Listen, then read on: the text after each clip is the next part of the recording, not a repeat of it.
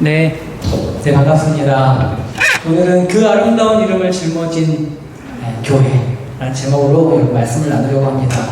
그럼 여러분들 야고보서를 묵상해 가고 있기 때문에 1장에서 어떻게 마무리를 했는지 알 겁니다.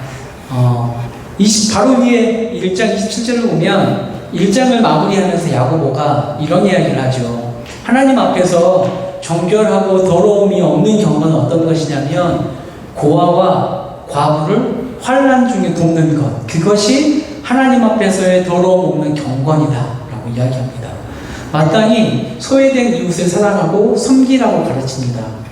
근데 여러분, 야고보가 경건을 이야기하면서 고아와 과부, 가난한 자에 대한 이야기를 한 이유가 있습니다. 그럴 만한 이유가 교회에 있었던 것 같습니다. 지금도 그렇지만 그때 차별에 대한 문제가 굉장히 이 화두가 되었던 것 같습니다. 교회 안에서. 요즘 여러분 교회 안과 밖에서 차별에 대한 이야기가 굉장히 많죠. 차별금지법으로 교회가 굉장히 많이 이야기를 하고 있고 또 그렇습니다.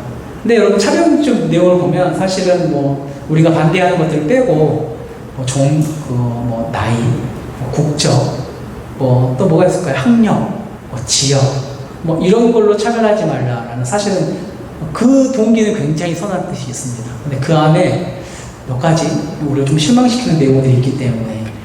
근데 여러분, 그때에도 차별에 대한 문제가 여러분 교회 밖에 있었던 문제가 아니라 교회 안에 차별의 문제가 있었던 것 같습니다. 지금 사람을 외모로 보고 판단하는 문제를 다루는 지금 이 글에서 야고보가 처음 2장 시작하는 그 형제들아, 내 형제들아 불러놓고 나서 예수 그리스도를 어떻게 고백하냐면 영광의 주라고 고백합니다. 근데 여러분, 야고보가 예수 그리스도를 영광의 주로 표현한 이유가 있습니다. 여러분, 이 편지를 쓰고 있는 야고보에게 뼈아픈 기억이라고 할까요? 지우고 싶은 기억들이 있을 겁니다. 어쩌면 너무나도 당연하게 야고보는 예수님의 혈육이었죠. 지금 이 야고보서를 쓰고 있는 사람의 저자는 예수님의 동생 야고보입니다. 예수님의 제자 야고보가 아니라 예수님의 동생 야고보. 근데 여러분, 어쩔 수 없이 어렸을 때부터 함께 자랐기 때문에 당연히 너무나도 당연하게 예수님이 공생애를 시작하기 전까지, 또 혹은 예수님이 살아계셨을 때에 예수님을 메시아로 알지 못했을 겁니다. 그냥 우리 형, 그러지 않겠습니까? 야고보에게는 예수님은 우리 형이에요. 근데 저 형이 왜 저러지? 그랬을 수도 있습니다. 너무나도 단순하게 피부치 정도로 알고 있었던 겁니다. 왜냐하면 그냥 그가 처음부터 끝까지 보아온 그 예수라는 그 형의 겉모습은 자기 형이거든요. 근데 그가 예수 그리스도가 죽음에서 부활하고 승천하시면서 이 야고보가 예수 그리스도를 주인으로 시인하기 시작합니다. 그에게 보이지 않던 것들이 보이기 시작하죠. 예수 그리스도의 본질들이 보이기 시작했어요. 외관에 가려져 있던 본질이 예수 그리스도의 부활과 승천으로 벗겨지기 시작한 거죠. 그러면서 그가 고백합니다. 예수를 우리 형이 아니라 영광의 주로 부르고 있는 겁니다. 근데 여러분, 2장에서 3절을 보면 이런 상황들이 연출되죠. 서로 다른 모양의 두 사람이 회당 안으로 들어오는 상황입니다. 그렇죠? 아마 이 회당이라고 이야기한 거 보니까 유대인의 공동체들, 그 회당으로 두 사람이 들어오는데 부자와 가난한 자가 그 회당으로 들어옵니다. 일단 여러분, 오늘 이 상황을 설정하는 거에서부터 이 회당으로 들어오는 순서 자체가 누가 먼저 들어옵니까? 부자가 먼저 들어옵니다. 부자가 먼저 들어오고 그 다음이 가난한 자가 들어옵니다. 부자가 막 들어오는데요, 화려하게 빛나는 옷을 입고 있고요, 번쩍이는 금가락지, 빛나는 것으로 장식된 옷을 입고 있습니다. 그러니까 사람들 눈에 안 띌래야 안 띌 수 없는, 그 사람들이 그 부자가 들어오자마자 그 사람을 눈여겨보기 시작합니다. 여러분, 부자를 묘사하는 이 아름다운 옷은요, 문자 그대로 빛나는 옷입니다. 빛나는 옷. 근데 여러분, 아까 그 야고보가 예수님을 어떻게 고백했습니까? 영광의 주로 고백했거든요. 여러분, 이 1절에서 예수님을 영광의 주라고 표현한 것과 묘하게 얽혀있죠. 그렇죠? 사람들이 그 사람의 빛나는 옷만 주목합니다. 그런데 예수를 믿는 사람들은 누구를 어떻게 예수 그리스도의 무엇을 주목합니까? 옷을 주목합니까? 아니면 빛나는 그의 본질을 주목합니까? 본질을 주목하죠. 이 상황설 중에서 이 사람들이 그러니까 예수 그리스도의 본질을 보고 믿는 그 성도들의 삶이 변질되어 있는 겁니다. 그렇죠? 그러니까 예수 그리스도는 그분의 화려한 옷으로 우리를 구원한 것이 아닙니다. 그렇죠? 그 본질이신 그분을 믿기만 하면 우리의 신분이 어떠하든지 형편이 어떠하든지 우리는 빛나는 자녀가 되었습니다. 그런데 지금 이 회당에 모인 자리에 영광의 주 예수 그리스도의 진리의 말씀을 나누려고 모인 자리에 부자들이 가난한 자리에 앉고요. 가난하고 남루한 자들은요 무시하고 차별하기 시작한 겁니다. 그러니까 본질을 꿰뚫어 보는 눈을 갖기 시작한 사람들이 그 눈을 잃어버리고 사람들의 빛나는 옷에 현혹되기 시작하는 겁니다. 여러분 가난한 자에게 뭐라고 이야기합니까? 부유한 자에게는 얼른 달려가서요 눈여겨보고 있다가요 여기 좋은 데 앉으십시오 하거든요. 그런데 가난한 자에게는 뭐라고 이야기합니까? 3절에 가난한 자에게 말하되 너는 거기 서 있든지 내 발 아래 앉든지 알아서 해라. 그렇죠? 서 있든지 말든지. 여러분 그 당시에는 노예 제도가 있었잖아요. 그렇죠? 그런데 교회는 참 신기하게 노예도 교회에 들어오고 그 노예의 주인도 교회에 들어옵니다. 그렇죠? 되게 재밌죠. 그런데 교회 밖에 있었던 그 사회적 관습이 교회 안으로 그대로 옮겨온 거예요. 그러니까 교회 바깥의 종과 노예, 부자와 가난한 자를 그 겉모습에 따라서 차별하던 그 사회적 기준이 교회 안에 들어온 겁니다. 그 교회가 변질되기 시작하고 그 사회의 그 잘못된 변질된 기준이 교회를 장악하기 시작하게. 여러분 하나님이요 우리를 거룩하게 구별된 영적 이스라엘로 구별하셨죠. 구별되기를 원하셨어요. 근데 지금 이 야고보가 편지를 보내고 있는 교회는 구별이 아니라 뭘 하고 있습니까? 차별을 하고 있습니다. 차별. 여러분 하나님이 누구를 자기 백성으로 삼으셨고 어떤 기준으로 삼으셨는지 지금 이 교회가 잊어버렸어요. 지금 이 교회가 그 기준을 사실 많이 잊어버리고 있어요. 하나님이 자녀를 삼으신 그 기준, 그것은 세상과는 전혀 다른 기준이잖아요. 여러분 5절 보면 뭐라고 이야기합니까? 하나님께서 가난한 자를 택하사 믿음에 부유하게 하셨고 또 자기를 사랑하는 자에게 약속하신 나라를 상속으로 받게 하셨습니다. 여러분 자기를 사랑하는 자에게는 이 사람이 가난한 자이든 부유한 자이든 차별 없이 하나님 나라를 상속하셨어요. 여러분 그렇게 차별 없는 사랑을 받았음에도 불구하고 이 교회의 성도들이 교회가 가난한 자를 업신여기기 시작합니다. 세상과 똑같은 기준으로 교회를 세상으로 만들어버렸어요. 여러분 하나님 나라가요 이 세상에 임하면 어떻게 됩니까? 여러분 하나님 나라가 이 땅에 임하면 어떻게 될까요? 하나님의 법이 이 땅에 임하면 어떻게 될까요? 여러분 이 세상에 엉망진창인 구조에 하나님 나라가 파고들고 하나님의 법이 파고들면 여러분 이 엉망진창인 법과 구조를 뒤집어 엎는 것이 하나님의 상식입니다. 교회가 그래야 돼요. 그래서 여러분 높은 산이요 낮아집니다. 낮은 골짜기가 메워집니다. 그럼 어떻게 되겠습니까? 높은 산이요 이렇게 낮아지고요 깊은 골짜기가 메워져요. 그럼 이거 어떻게 된다는 소리입니까? 평평해진다는 소리예요. 평평해진다는 소리.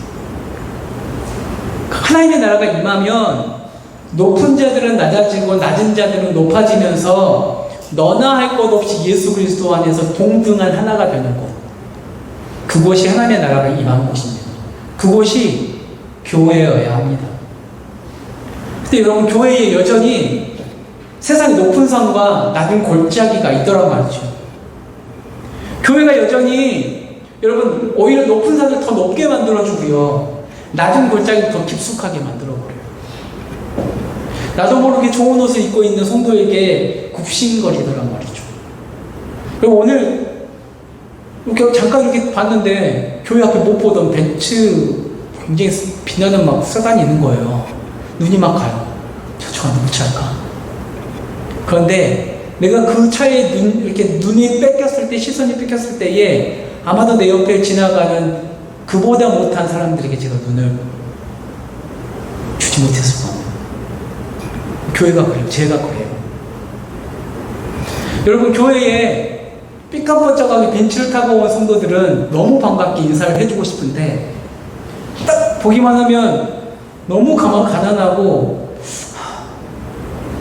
한숨이 쉬어질 것 같은 옷차림으로 오는 성도들이 오면 괜히 아쉽습니다. 여러분, 지금 야고보가 보낸 그 편지를 보내고 있는 교회 공동체가 그래요. 그리고 몇천 년을 뛰어넘어서 이 편지를 받아보고 있는 우리의 교회가 그럴 수 있어요. 근데 여러분, 지금 야고보가 편지를 보내고 있는 교회는 그보다 한 걸음 더 나갑니다. 뭐 하냐면 가난한 자를 없인 여기고요. 교회 안에서요, 부자가 가난한 자를 억압해서 채무 관계, 빚진 이 그리스도인들 있잖아요. 가난한 자를 법정에 끌고 갑니다. 같은 성도인데. 불법 대부업자들처럼 교회 안에서 가난한 자들 고아를 돌보는 것이 아니라 오히려 예수 믿는 부자들이 예수 믿는 가난한 자를 억압해요. 그 이야기 하고 있어요. 여러분, 이야기를 좀 들어보면 성도를 제일 뒤통수 잘 치는 사람이 누군 줄 아십니까? 그러니까 예수 믿는 사람을 가장 뒤통수 잘 치는 사람이 누구냐면 예수 믿는 사람이라고. 어디 교회 집사, 어디 교회 장로라서 같이 일을 했는데 뒤통수를 그렇게 친대요. 월급을 안 줘요. 갑자기 부도를 내버려요. 저희 교회가 그렇게 지었다면서, 이 비전센터가. 뭐 장로님이 뭐 건축사를 하셨는데 뭐 가짜로 뭐 이렇게 부도를 내서 돈을 먹튀한 거죠, 여러분 말대로. 예수 믿는 사람이 뒤통수를 쳐.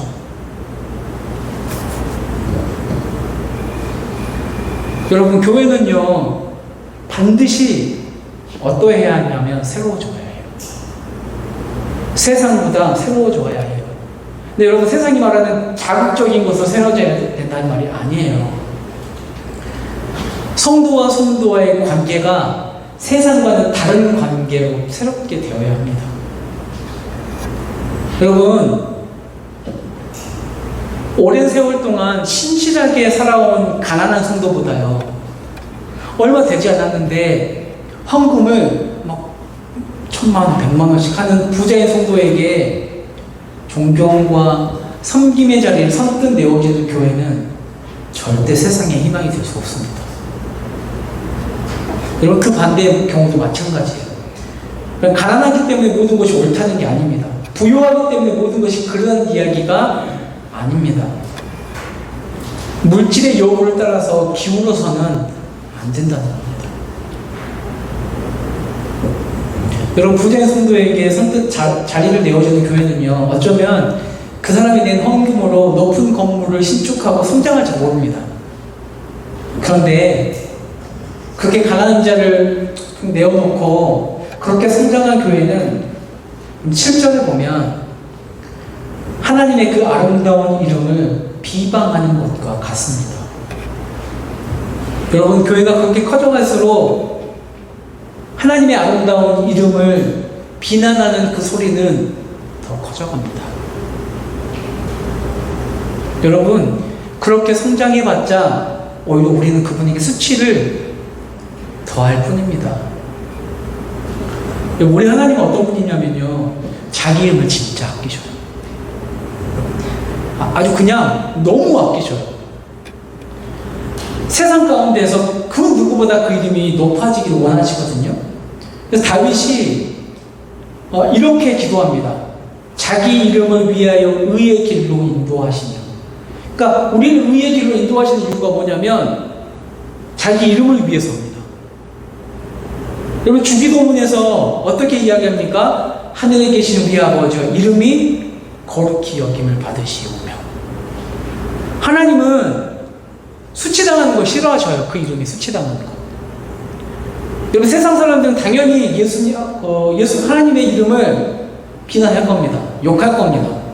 그렇죠? 어쩌면 세상 사람이 그러는 건 당연합니다. 그렇죠? 그런데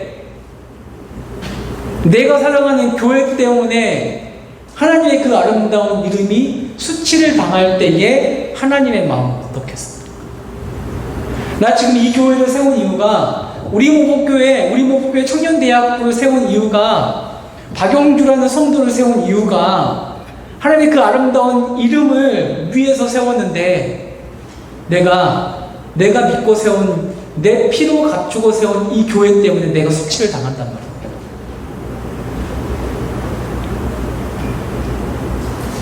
우리가 하나님의 뒤통수를 치고 있는 거예요. 그럼 오늘 제목처럼 우리는 그 아름다운 이름을 짊어진 교회예요. 여러분 한 명 한 명이. 그래서 여러분 한 명 한 명이 중요합니다. 여러분 야고보는요 그렇게 물질로 외모로 사람을 취하는 것에 대해서 8절에서 13절에서 율법을 꺼내들어서 이야기하기 시작합니다. 그럼 하나님께서는 이미 율법을 통해서 하나님은 차별을 금지해 놓으셨어요. 이웃 사랑을 최고의 법이라고 말씀하셨죠. 오늘 보면. 그래서 여러분 이웃 사랑을 최고의 법이라고 말씀하셨기 때문에 그 차별과 이웃 사랑은 함께 있을 수 있는 개념이 절대 아닙니다. 누군가가 야고보 차별이 뭐 그렇게 심각한 죄입니까? 우리 교회에 부자 성도 있으면 좋잖아요. 그 사람들 잘 대우해줘서 그 사람들이 헌금 많이 하기면 좋잖아요. 차별이 그렇게 심각한 죄입니까? 라고 묻는다면 야고보는 이렇게 대답할 겁니다. 다른 명령들과 다른 요구들을 모두 다 지킨다 해도 사랑을 외모로 취한다면 그것은 결정적인 죄를 범하는 것입니다.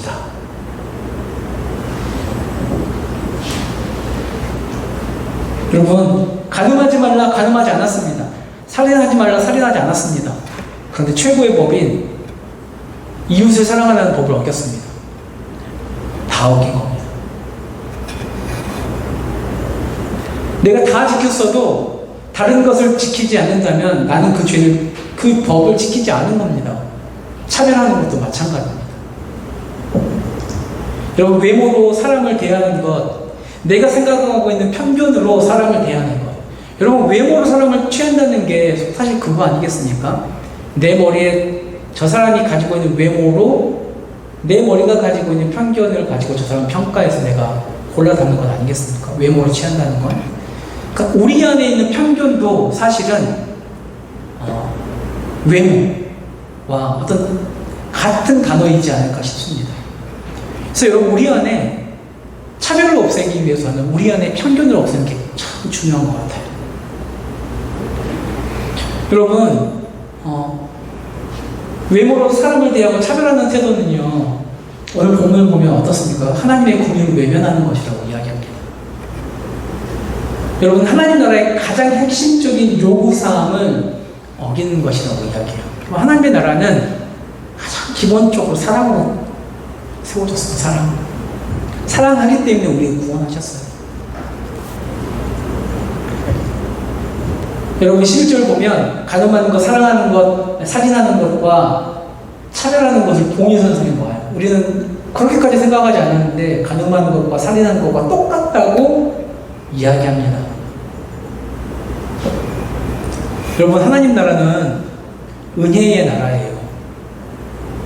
우리가 도저히 이해할 수 없는 하나님의 기준으로 누구든 그분을 믿기만 하면 그분이 백성이 될 수 있는 은혜의 나라예요. 그것이 세상과 다른 특징이라고 아까도 이야기했습니다. 교회는 그 나라를 이루어 가시는 그분의 이름을 짊어진 곳입니다.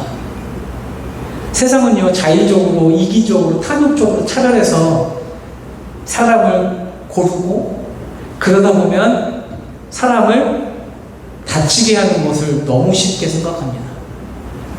여러분, 차별하다 보면 사람이 다쳐요. 여러분, 왜 차별금지법을 세우려고 하는 겁니까? 동성애 이런 거 빼놓고. 왜 나라에서 차별금지법이라는 이 법을 세우려고 하냔 말이에요.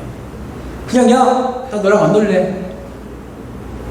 이게 차별이 이걸로 끝나는 게 아니잖아요. 그렇죠? 분명히 똑같은 일을 했음에도 불구하고 국적이 다르다고 돈을 낚여줘 버려요. 그럼 이 사람은 그냥 돈을 조금 받은 거에서 끝나는 게 아니라 이 사람의 삶이 보장을 받지 못해요. 그래서 차별이 무서운 거예요. 여러분, 차별받는 것으로 인해서 또 어떻게 됩니까? 여러분, 어른들이 차별을 가르치나요?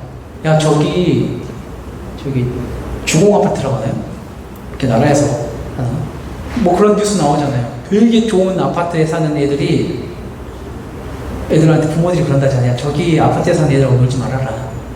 얘들한테 부모가 차별을 가르쳐요. 그렇게 가르치는 받은 아이들이 어떻게 합니까? 반환해서 애들 따돌리기 시작해요. 그렇죠? 차별하기 시작해요. 그러다가 한 아이는 죽어요. 그 차별 때문에. 그럼 우리 차별은 그냥 내가 만나고 싶은 사람 만나는 그것으로 끝나지 않습니다. 그렇게 차별하다가 사람을 다치게 해요. 그래서 차별이 하나님의 그 긍휼과 반대되는 겁니다. 여러분, 우리 교회는 어떻습니까? 우리 청년 공동체는 어떻습니까?